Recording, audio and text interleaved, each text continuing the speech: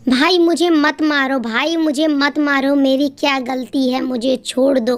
आपने मुझे बचपन में अपनी गोद में खिलाया, आप मुझे कैसे मार सकते हैं। पर उस निर्दयी भाई को जरा से भी उस पर रहम नहीं आया। वो चीखती रही, चिल्लाती रही, पर उसने कटारी से उसके 100 टुकड़े कर दिए।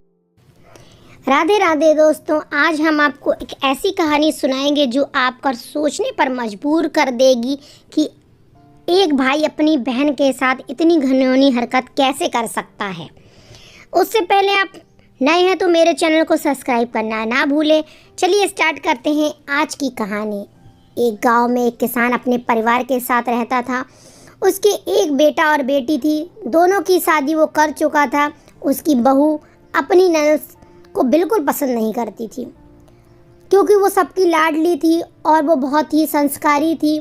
हमेशा उसकी भाभी उससे जलती रहती थी, किसी न किसी प्रकार उसे ससुराल भेजना चाहती थी, परंतु वो बहुत छोटी थी और उसका गौना नहीं हुआ था। पहले के समय में शादी छोटे पर कर देते थे, पर गौना बड़े होने पर 8-10 साल के बाद ही करते थे। इस प्रकार उसकी भाभी किसी न किसी बहाने से उसे डांट लगवाने की कोशिश करती, पर वो इतनी अच्छी थी कि कोई भी उसे कभी डांटता नहीं था। वो सबकी बातें बड़े प्रेम से सुनती और घर का सारा काम खूब मन लगाकर करती। उसकी जो भाभी थी वो उसके भाई से उसकी चुगलियाँ करती, उसे उसके खिलाफ भड़काती रहती थी। कोई ना कोई बहाना करके बस उसके मन में जहर घोलती रहती थी। भाई ज़्यादा कुछ उसकी बात पर ध्यान नहीं देता था।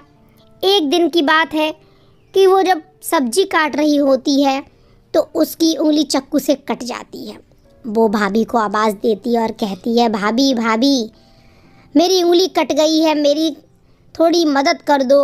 उस पर उसकी भाभी कहती है, उंगली ही तो कटी है, कोई जान थोड़ी ना चली गई है, अपना काम करो, मुझे बहुत काम है। और इस प्रकार से वो पूरा खाना अकेले ही बनाती है।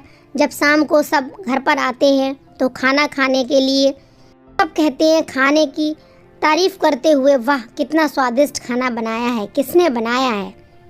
तो वो उसकी बहन मुस्कुराने लगती है, सब उसकी तारीफ़ करते हैं। ये बात उसकी भाभी को बिल्कुल अच्छी नहीं लगती है।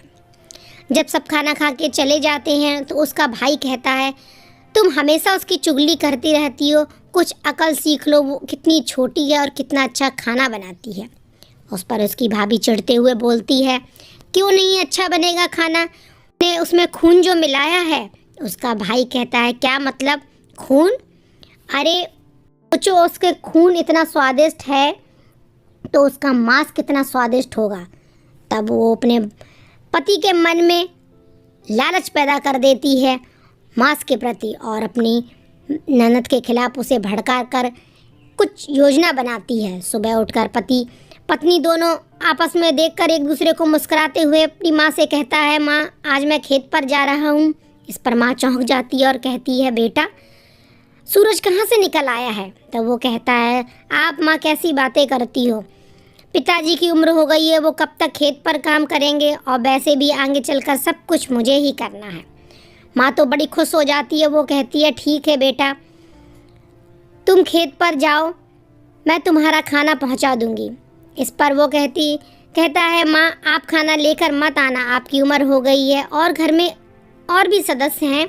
तो कहती है वो, ठीक है, मैं तेरी बीवी को भेज दूँगी। इस पर वो कहता है, माँ आप भी कैसी बातें करती हो, गांव के लोग क्या कहेंगे, बहू से खाना भिजवाया है। उसकी माँ कहती है, अच्छा तू ही बता।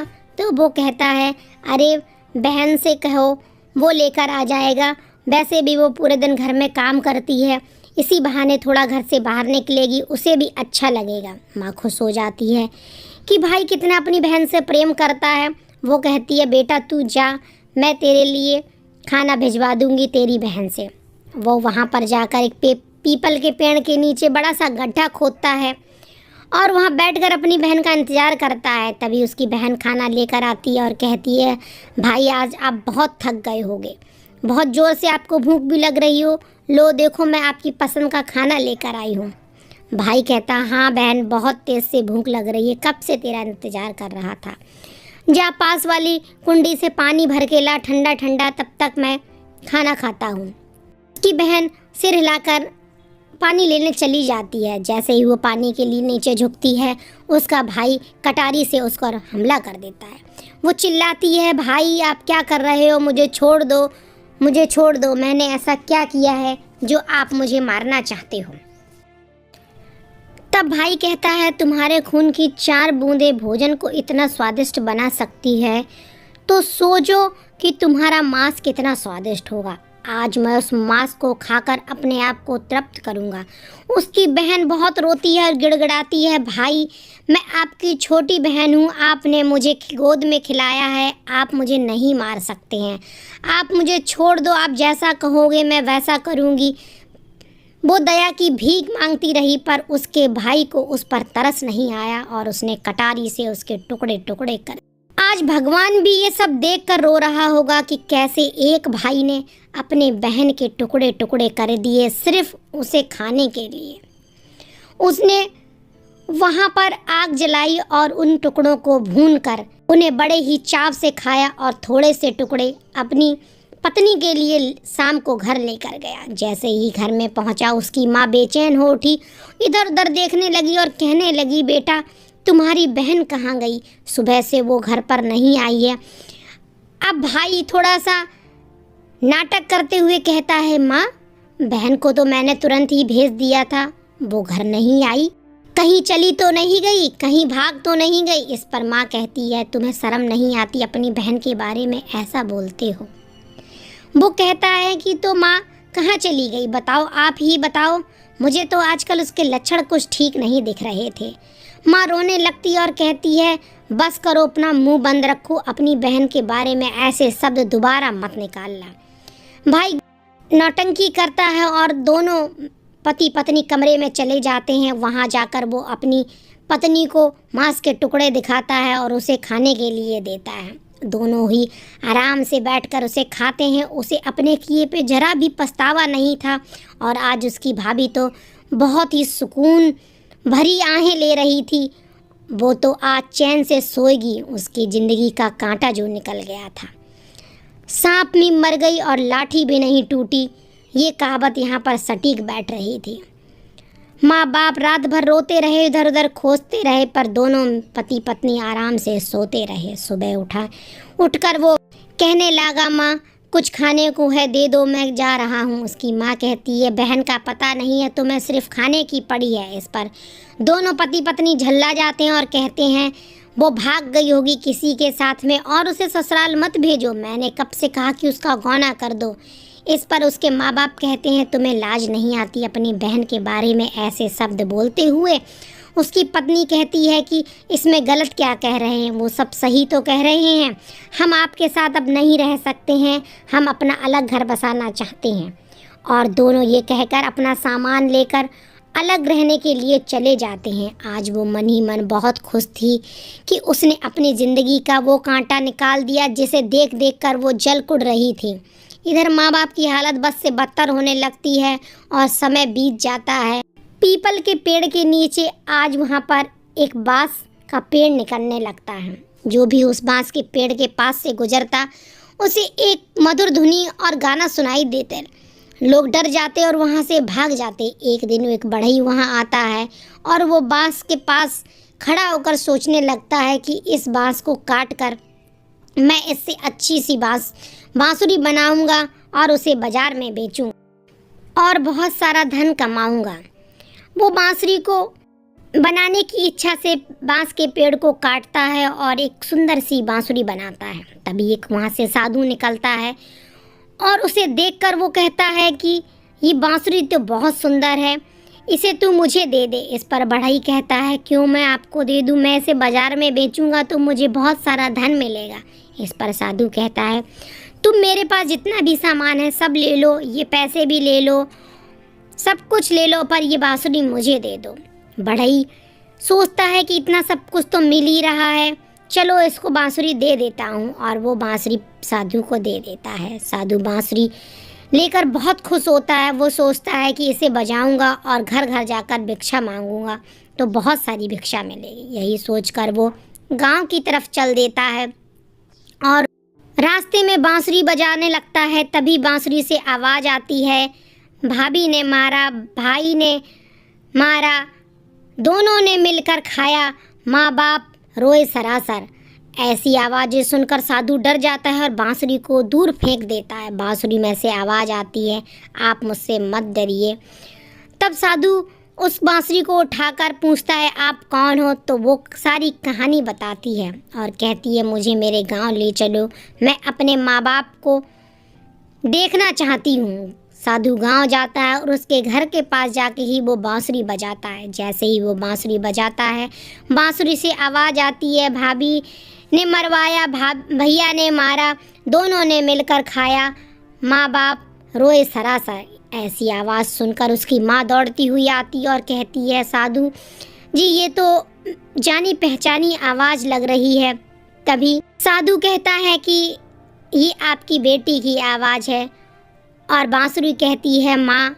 इस पर उसकी माँ रोने लगती है और साधु उसे सारी कहानी समझा देता है। इसके बाद उसकी माँ को भरोसा नहीं होता कि उसके भाई और भाभी ने ऐसा सब कुछ किया है। शाम को वो अपने भाई के घर के पास जाने की जिद करती है। साधु उसके घर के पास जाकर बांसुरी बजाता है। जैसे ही वो बांसुरी बजाता है, बांसुरी से वही आवाज़ आती है और वो कहता है, भाभी ने मरवाया, भैया ने मारा, दोनों ने मिलकर खाया, माँ बाप रोए सरासर। इस पर दोनों ही डर जाते हैं और वो साधु से कहते हैं, ये सब क्या है? तब साधु कहता है, तुमने अपनी बहन को मार डाला, तुम्हें थोड़ी सी भी उस पर दया नहीं आई। तभी उसके माँ बाप आ जाते हैं और उससे कहते हैं कि तुम कैसे भाई हो? तुमने अपनी छोटी बहन को इतनी निर्दयतापूर्वक मार डाला, तुम्हें बिल्कुल भी लाज नहीं आई। पहले तो दोनों मना कर देते हैं, पर बार बार कहने पर वो अपना गुनाह कबूल करता है। वो कहता है, माँ मेरी कोई गलती नहीं है, इसने मुझे भड़काया था, इसकी वजह से मैंने उसे मार। इस पर उसकी पत्नी कहती, तो क्या करती? तुम लोग तो रात दिन उसी के आगे पीछे घूमते रहते थे, मुझसे कोई मतलब नहीं था तुम लोगों का। मैंने कितने बार तुम लोगों से कहा कि उसे उसकी ससुराल पहुंचा दो, उसका गौना कर दो, पर नहीं, मेरी बात तो किसी को सुनना नहीं होता है।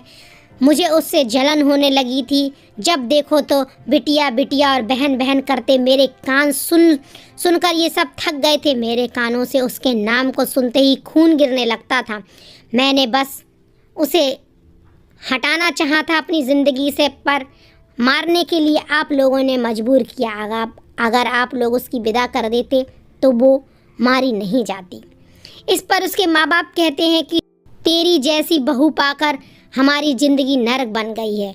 तुझे कभी भगवान माफ़ नहीं करेगा। जिस तरह तूने हमारी बेटी को हमसे दूर किया है, ऐसे ही तेरे जीवन में कोई भी कभी संतान का सुख नहीं मिलेगा। तू हमेशा एक बांझ रहेगी। और ये कहकर वहाँ से वो चली जाती हैं। अब इधर उसकी पत्नी होती है, वो ज़ोर ज़ोर से रोने लगती है और कहती है, मुझे माफ़ कर दो भगवान, मुझे माफ़ कर दो। अपने माँ बाप के पीछे जा जाकर उनसे माफ़ी मांगती है। पति भी उसके खिलाफ़ हो जाता है और वो कहती है, आप जो कहोगे सो मैं करूँगी, आप बस मुझे माफ़ कर दो। पर क्या होता है कि कुछ गलतियों की सज़ा भगवान हमें खुद देता है। पहले तो हम जलन में इतने अंधे हो जाते हैं, हमें कुछ दिखाई नहीं पड़ता है, ना ही सुनाई देता है। हम अपने गुस्से में ऐसे गुनाह कर जाते हैं जिसकी माफ़ी नहीं होती है। हमने एक छोटी सी मासूम सी बच्ची की हत्या की है, उसकी सज़ा तो भगवान हमें देगा ही देगा। ये कहकर वो फूट फूट कर रोने लगती हैं और उसका पति उसे छोड़कर अपने माँ बाप के पास चला जाता है। वो कहता है कि तूने अब मेरी बहन को मुझसे जुदा किया है, मेरे कान भरे हैं। ऐसी उल्टा औरत को मैं तो देखना भी नहीं चाहता हूँ। अपने किए पे पछताने के बाद भी उसे कुछ नहीं मिलता और वो वहीं रोती रहती है। कुछ सालों बीत जाते हैं और उसकी पत्नी को कोढ़ हो जाता है। लोग कहते हैं कि जैसी करनी वैसी भरनी, जैसा तूने किया भगवान ने तुझे वैसी ही सज़ा दी है। तेरे पाप कोढ़ बन कर फूट रहे हैं। तुझे देखने वाला, तुझे पानी पिलाने वाला कोई नहीं है। उसे अपने किए पर बड़ा पछतावा था, पर जो उसकी किस्मत में लिखा था उसे कोई नहीं मिटा सकता था, क्योंकि वो उसके बुरे कर्मों की सज़ा थी। वो उसी पीपल के पेड़ के नीचे बैठकर उस बांस की सेवा करती, उसे पानी डालती, उसे नहलाती धुलाती, उसे एक बच्चे की तरह पालती। और एक दिन उसके प्राण उसी पीपल के पेड़ के नीचे बांस के पास हो जाते हैं। लोग उसी बांस के पेड़ के पास उसकी कब्र बनाकर उसको गाड़ देते हैं। कुछ समय के बाद उसका पति भी एक बीमारी का शिकार होता है और वो भी मर जाता है।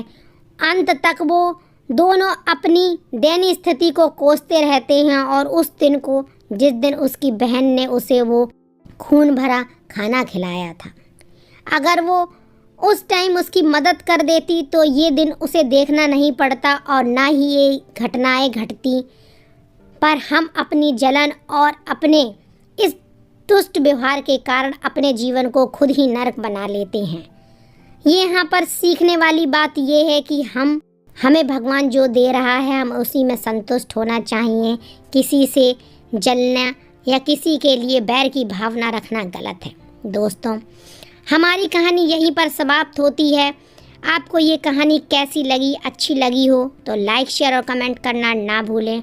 जल्दी ही मिलते एक नई कहानी नए अंदाज के साथ में। तब तक के लिए सबको जय श्री राम।